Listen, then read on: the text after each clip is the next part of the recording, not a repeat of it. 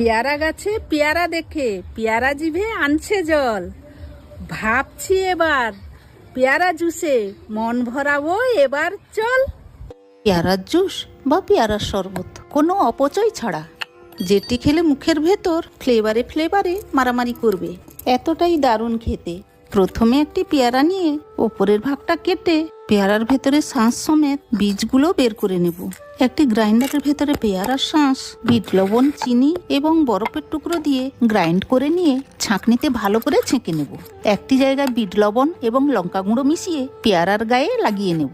তারপর ওই পেয়ারার মধ্যে ছেঁকে রাখা জুসটা ঢেলে দিলেই রেডি পেয়ারার শরবত। কোনো অপচয় ছাড়া এই পেয়ারা এবং পেয়ারার জুস দুটোর স্বাদ আপনার ভালো লাগতে বাধ্য করবে।